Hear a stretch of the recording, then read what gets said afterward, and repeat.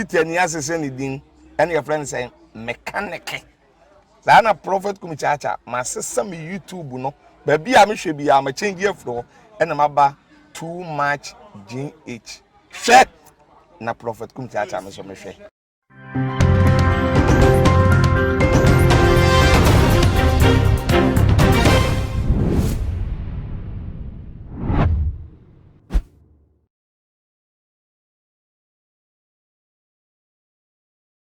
Akwabashronko eba too much GH everyday so Nana ama Owusu enemy na ensemsi ewo manmu a enamje dwa ede emu enchemu ede ebremu na ebusuafo meka nsa no efibra eye NDC 4-year press release announces a Professor Jane Opoku Ajiman eye womu running mate for eye John Domani Mahama no enzempi ena asori ababonten ebikra koyi edi ya ye kato ho eye 2019 eye Reverend Owusu Bempah or that glorious wave ministry ano edebeto abonten say eye NDC 4 womu akoye sacrifice na sacrifice omo akoye niane say wobi bia obey running mate woni ombe gina for elections no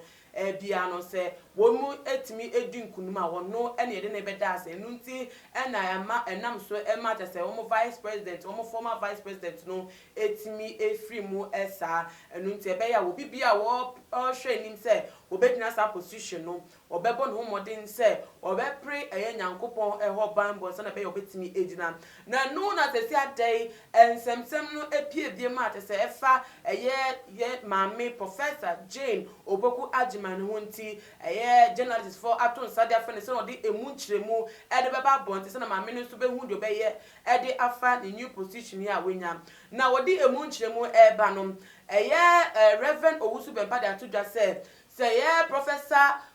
Jane Opoku Ajiman so benya fa ho die no wetime di ni post en say e wani je so no enya ne nkwa e de didi mu a na no no ehu behia say obe high enkofo amomo abompa ya man at least twice a week just on one Sunday prayer warrior team be about 5 people na ebiem so no omo no modern say efi eye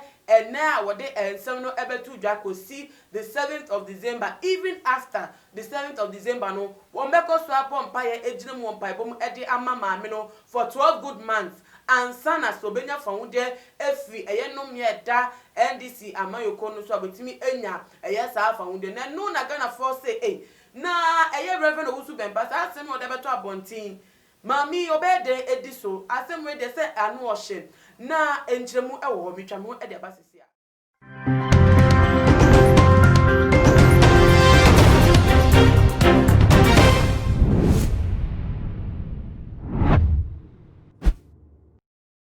Akwabashronko eba yefide iso ebiem ohema bedwafo a womo te emensa benkum ni misenifa so mo aye krado pa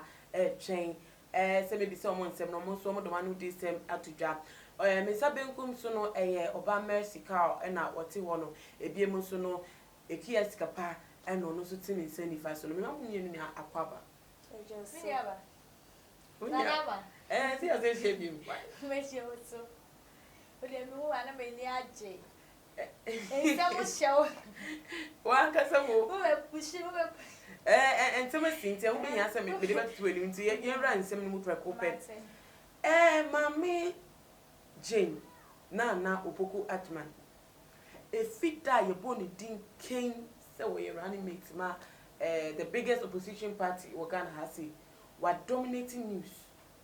obia ba bontia o ka say tia mame no obia ba o ka say tia mame no den na waye waye boni onye boni bia ba woni se Ghana ha die aya na ye pese ye nya bibi topic bi da ye nya time man ye de ka agi edin Ghana ha se ne trending say obeka bibi na waji udin why fame say celebrity bebre enye ti say bia na ejuma na njuma odie na man ye celebrity na mo bia nkwasa say me oba beto ana nsem hu bia oba beka na ma ye Ghana for ya som na ne o dia celebrity uni say no ana ekoso etimi gidi say mami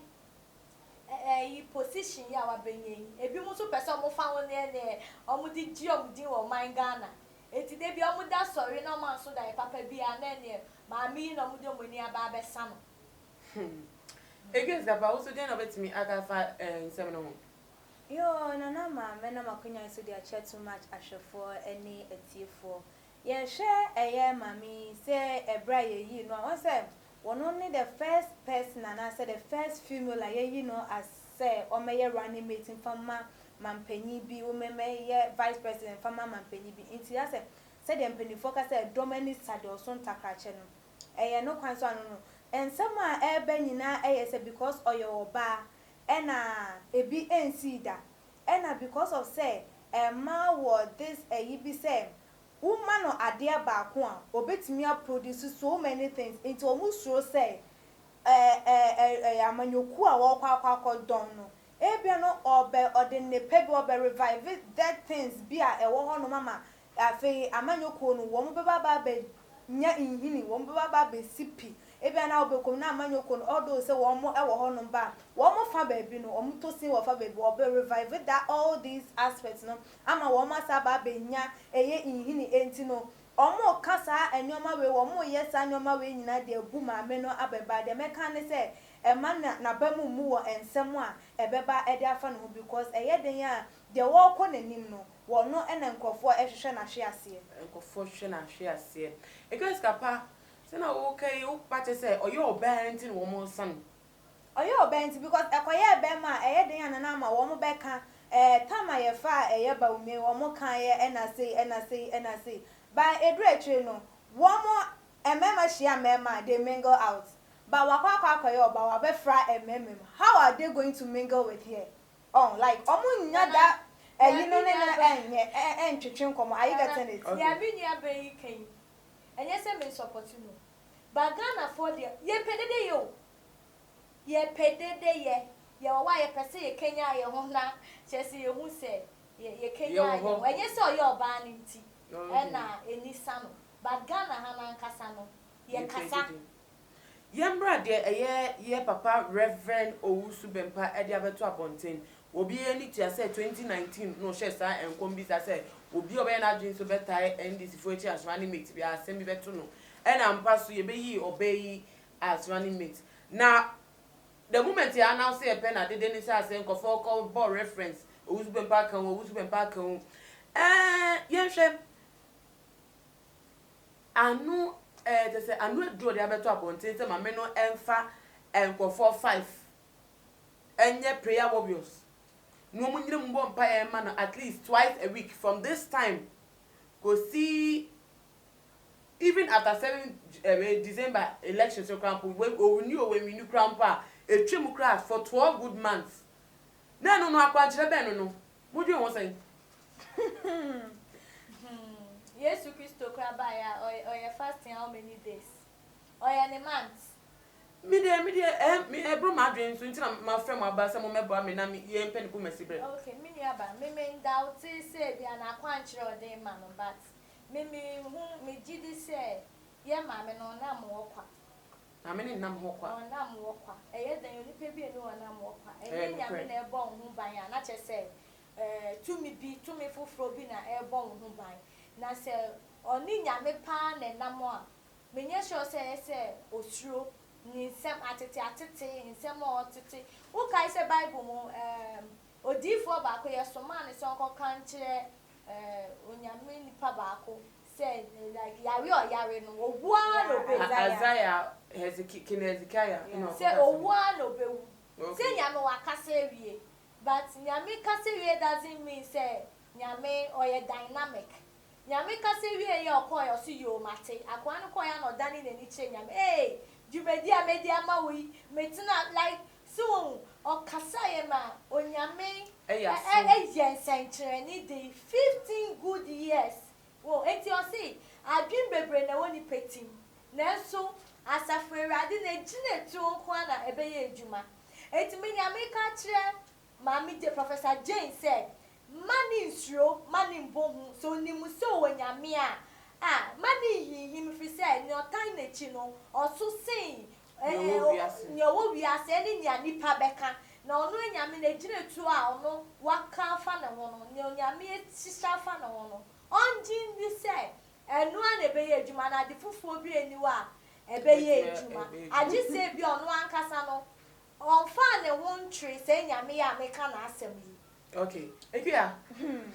Oba Messi kasama ye di 12 months. no. Enya asem ketwa. Handsome okay or ne Reverend Owusu Bempah as oni no with the same line but on person obeji atun so oni no with the same line. Ni quote na wo quote ye no.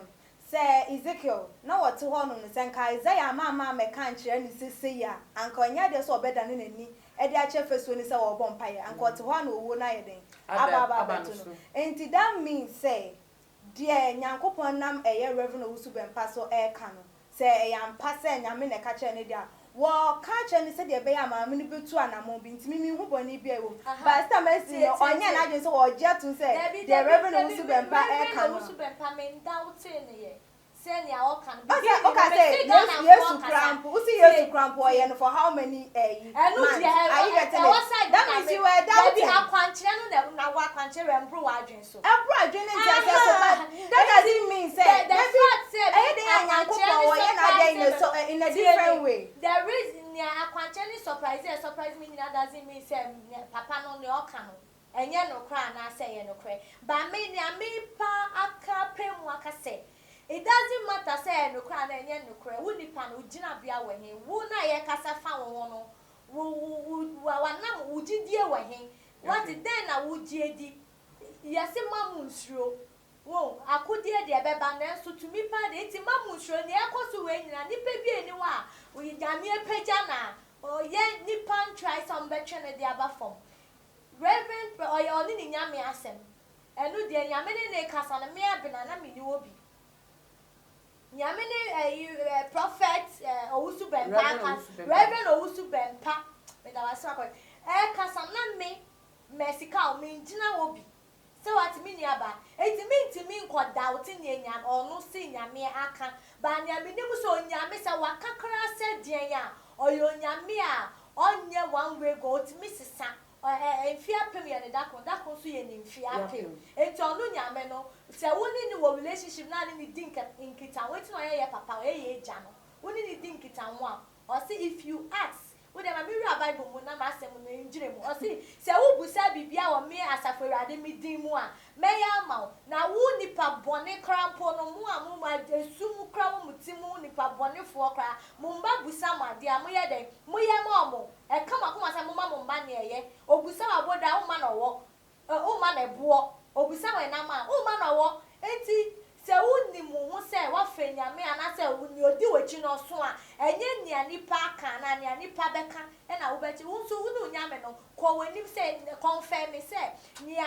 Reverend Owusu Bempah kan ye no ewrade ko na nim na busa ne se eye sa na tie onyame so obekasa wo efi se wo onyame ba dia wo tenene onu obedi nkita wo ma wo mu se nia o ka se 12 month fasting na ne be bo ana se onyame be ma wo different direction we ma different direction yen hwe bi wa asem we Reverend Owusu Bempah abeka bi but another person aba abeka ensema etese ye malam shamuna boka say enche bia mbeka bi say malam shamuna beka say maame no mema ne ntra ono ankasa ne personal cam for 72 hours Reverend Owusu Bempah kasa no sa boss asem no say do say malam no beka say 72 hours na mema ne ntra ne car ono ankasa ne personal car mema ne use no but ono de obeka say more than 72 hours maame no mema ne use ne car. What is going on in the realm of the spirit? And say because only a conform so kasa I don't know me person me who say aden and a maame Jane Opoku Ajiman and go for any sunny position dear is it for political reasons is it for spiritual reasons is it for dear kwani asema a tie sa position or bia person one kasa intia me maame that shall not fear men so she you say unhu baby a wugina hwe me asem me some who hate on the point you be hit okay 50 time I will start etu mpon wa brabo mu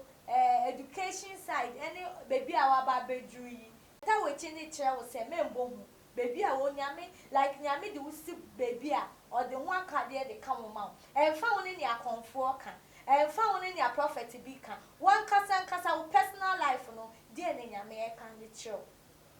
Okay. Nana ma. Hate me point mommy. Dear na I was her position running mate position NDC running mate position. As so for Reverend Owusu Bempah bekebi.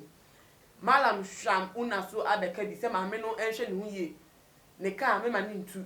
Ama te se Reverend Owusu osofo ene malam akwa adwen krom ka the same thing. Akire ma mi we. Dear na was her position mu. Nana ma me de me hu ne say like maame no no mpese omo kanishe. Omo mpese dwumadi a like ade e wo maame ni mu no. Mo no mpese won ka maame ne hye. O kan wa kan straight forward amam. Penifo ya asofo ni ne ya malamfo yi nyina. Me nyi twenyi ado anfa free. Wo mu nyina no omo mpese enoma pa enepa nyamede dua maame ni emu no. Omo mpese obeyi apie. Because ebia epie eba abonte a e de ohaw na ebre wo mu. Ebia mfa so bia wo mo hwehwe anyeden emba. Se wo hunu akwakwa ye se wo abusua emu na bibia se all the time no bibia wo konkan bibia nkofo epe wasem wo hu nkofo ni jo hu bibia wo beye bia ensusu be hu na ebia wo ma me nua bi papa nua bi wono ne de ade kro na wo ye no enu abi na wo ye enso nkofo empe na asem nkofo en support no. Are you getting it? Enti because of say we dia ye pen asem wo hu wan hwe wo de bibi papa bibi surunku bi obeba besese abusua no ena ye mpene masa na ni so ade hu no ye mpene masa de nyame ahyehye na so so say wo betimi asi nyame ho kwan say den wo beto ne bo ase ahwe ama wa ye de wo pese wo ye nyina awie wakoma ato yem no aka cho say ono ne mrepam no obehye ne ho animunyam enti de omo ye omo mpese maame no omo de hu to ne so say de bia maame no ne pe woni mu no mbeka na hye no e ma ne mbo hu se nyame aka say obema na ye vice president na nkwa dia obema na ye emfa ho ne de nkrofo beka omo po mu nguchinap omo po mu nkon eba ne say na ye nyame nipa woni konfo ensem timi ekokohia e ma ne ye baako. Are you getting it? Enti no e ma ne hu no say enya wone eye nipa na enya no ne ahonhu ni ntumidie ena enya Eki sikapa ma me brem eki sikapa o nkasis pen yes the pen ya kan the pen ye ne ni mu say ye papa Reverend Owusu Bempah ye MPP ni ye o ta professor MPP be wi ni say enya ono nkwa na be kasa de fa eye na ye aya so for bebre tu medie be ko ya kan the pen say e bi o support MPP nti ma me na ba picture ni mu no Obebo NDC malam no so oye pipi ano ye malam ni nye malam no ye pipi onye pipi ni onye NDC eki skapa mo kanu ase ni awochi ya me chia ye omunyi debi if you don't know the stand of the malam say malam ni MPP na obetimi aka say malam ne tun che na asofo bebre na beka Owusu Bempah de malam ni de no so because oni malam ni de na afa asofo bebre aba beka sa dia fa ye me purchase apart from afa no oni malam de na afa no maybe ni awuka se yem police ye bra okay malam ni enfa na enim party o ba Reverend Owusu Bempah unim se Reverend Owusu Bempah ota professor ma MPP ota professor ma MPP enti simple but debio na enkomshe bebra e ba ya na efa eye mampanyi hu so obewo no wo mam professor na ebi nya MPP wo mam kan ye in a different way na ebi nya NDC enti anu ntime ba be ka say because of say wo mo professor ye evil de mama mampanyi enti no NDC for na hihye no you have to be realistic adianu oya so for the pastor as a whole no na make ne ho okay enye as the party as he is. Are you good. Getting it? Mami but say ya usika obi tie che so no so beka say okay yeah coming down yemra issue ne so you say akom any enchiremu okonfo okom no onu no nim ne kom no aseche ananya sa ne asem ne site ebebo ne sa ne site efa honu ma bia okay fine enti Owusu Bempah ene de nkom hwem ne ebaye eno no asa babo nti bi ma beche se betimi ayeyi a maame ne betimi nya nkwa na anu no age wo fa prayer warriors ese wo mo bro omonye at least 5 people a wo mebo mpaye edema no twice a week na se wo mutu sa na wona for 12 good months mu ni se na onu ahye nkom no asade ho Akwankyire aba no se maame ne be follow it will be for your own good because NDC party na mu no mete say yera General Mosquito abeka say Mahama former president John Dramani Mahama obe catch oni no be din komo say nko no be fa na running mate ena afedo obe kan wait nko for bebre from from the party eba out said they are disappointed nko for disappointed at the choice Mahama choose here. And you should it looks like something is going on. Minds are not settled. Okay. Ena enkom shaba ekwito for ye di enkom shedi and it the enkom shenaba not the one Akwankyire ba. Do you think say my meaning forget about party sem na Owusu Bempah NPP na we are say na we can we are something. She should focus on the Akwankyire and follow. Anamu hu ni sa. Mini American Chinese say nipa bia hia mpaibo. Enye nkom we na be ma starting mpaibo say but I was specifically no choose go for mo jiro na American say mimi hu ni say baby a wadru no position bia like be wadu echire enti ni de ye de ni beba ne ho enti mpaibo de say to me no enti say obefa ni po so no akasa bebo mpae bia ye adwuma. Okay. Enti enye specifically say onfa interceders. What if say interceders na kwa mu so mo nye papa? So obese on che say so mo nya enya de total so for 12 months say de bia da every week so bia wuti asekra de bia say wo bom pae. Enti maame na nkasa na eso man pae botimi no because position bia ne forces e be attack o. Any demons na e be attack o. Enti who in person na nkasa na say wo gina yie won pae bo mu. Enti e say pae bo ye wadua na e watare a wo hye. Enye specifically say obi intercede ma wa ye fine. So what am I say? Obi bompa di ma wa eyeye ema eboa but no nkyere se ono maame na nkasa no bompa say ni abonefo na hihya fa ne obi onyame engine free ma enye ejuma ebeye ejuma ekia then I walk from the Obama Sikane de Tama was starting na say na menene nyadwe ba oba echi na ode also ka say na oka say ane enye obi mpaya obeba ma na afa obi e oka say obi bo mpaya ma we bo na afa de me hu say oba track ni mu nkaka na oba track ni mu nkaka mpaya ne de ehu hia say ewoso 21 na moba baby a me madwe ye mentanta wo ho kakra bi say yeah, Reverend Owusu Bempah praying and waka champion before so omonye fasting omommo mpaye 12 months. Okay, only Reverend Owusu Bempah problem ana. Maybe I wait you Any problem o. Okay. Wow.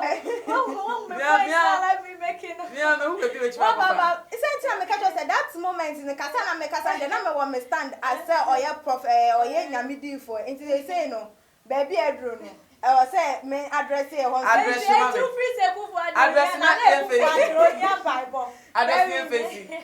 say, what me about baba beshen kom. Wa be ka say uwie what the commission munche mu de obetimi aya ebetimi aboa. Ni nyina wo de ababa betu edwan. Enoma bebre ye tama wo say one ya kan say nkofo bi ehia ye no mo ka say MPP fo ama o mani ana ho na bibi anya ya wan hwe betimi alusu ne ho nkro ne be wo ka wie ye no wanfa enyom ebetimi aboa we twa fast na mo be ye den na Professor Jane Naana Opoku agimade die